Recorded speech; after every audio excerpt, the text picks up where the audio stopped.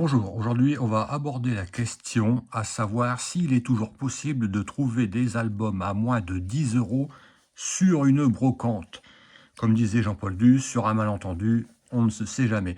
Alors oui, c'est possible car sur une brocante de quartier totalement anodine avec peut-être une bonne cinquantaine, soixantaine d'exposants, j'ai trouvé un petit bac qui décelait tout un tas de trésors dont là vous pouvez constater le premier euh, album de Séduceur paru en 1987. En 1985, c'est de la New Wave of British Heavy Metal, donc un groupe anglais. Voilà, donc alors évidemment, il ne faut pas s'attendre non plus à ce qu'à moins de 10 euros, là je les ai touchés pour 8 euros, à ce que ce soit totalement en mint. Mais enfin, après un petit nettoyage de rigueur, l'état était quand même amplement satisfaisant. Et donc là, j'ai trouvé aussi dans ce fameux bac que j'ai déniché donc pour 8 euros le groupe Leviticus, donc là moins évident à dénicher, un groupe de heavy metal suédois chrétien, dont l'album The Strongest Power, paru en 1985. Voilà, n'est pas du tout évident à dénicher sous nos latitudes. Donc on peut encore trouver des choses assez pointues. Et vous avez aussi là, que j'ai déniché, l'album de Easy Meat, Rock Your Brains.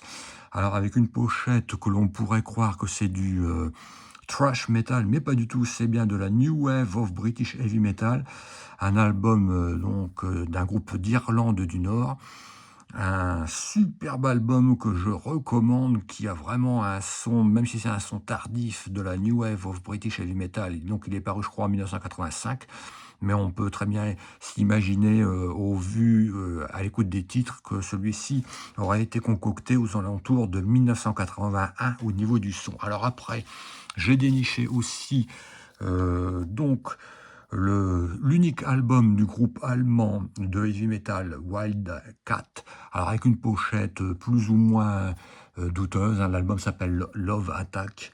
C'est l'unique album du groupe, donc qui pratique un heavy metal classique et non pas du thrash metal comme sa pochette pourrait le laisser transpirer. Donc un album paru sur Roadrunner.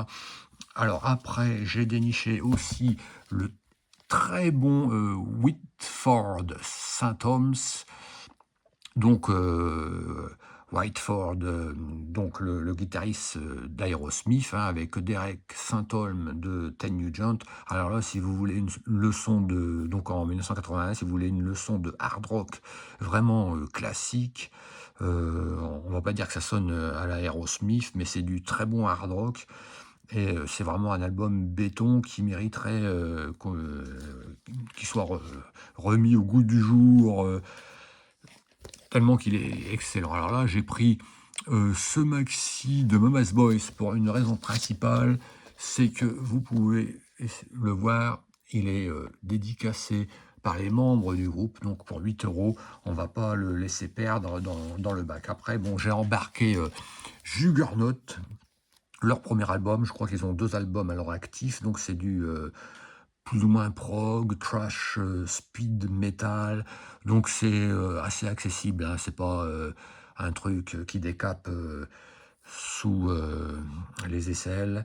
Donc édité chez Metal Blade, donc avec un peu le son caractéristique que l'on retrouve sur les productions de Metal Blade, donc avec des morceaux pas mal, et d'autres un peu plus foutraques, un peu plus alambiqués, mais bon, c'est un groupe qui mérite quand même, un groupe des USA qui mérite sa petite notoriété, et il mérite aussi son écoute. Alors après, j'ai déniché euh, cet album un peu foutraque de Crossfire, puisqu'il reprend des titres du premier album et du deuxième album, avec 2 titres live, donc inédits.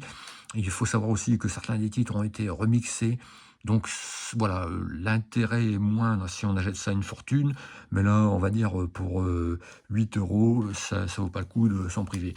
Alors après, j'ai embarqué un album de Nazareth Play End the Game. Donc pour 8 €, on va pas le laisser non plus passer parce que maintenant, mine de rien, si à un moment on pouvait les trouver à l'époque du franc beaucoup à 10 francs bradés, maintenant même à 10 €, les Nazareth, ça devient dur à dénicher et en prix nouveauté, alors là on est, enfin prix neuf, on est quasiment parfois dans les 30 €, donc là c'est carrément excessif. Après, j'ai embarqué évidemment.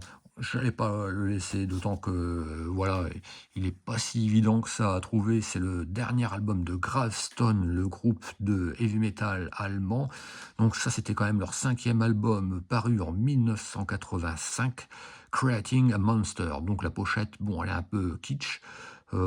C'est voilà du heavy metal basique, mais ça vaut le coup. C'est voilà, c'est peut-être pas le meilleur album de Gravestone, mais bon, il reste amplement accessible, voire même un peu commercial comparativement aux autres. Après, alors là c'est une super pièce à ne surtout pas laisser, le Grief avec Breaking Strain, donc ce groupe anglais de New Wave of British Heavy Metal. Donc ça c'est l'unique album qui est très coté dans le bouquin de Popov.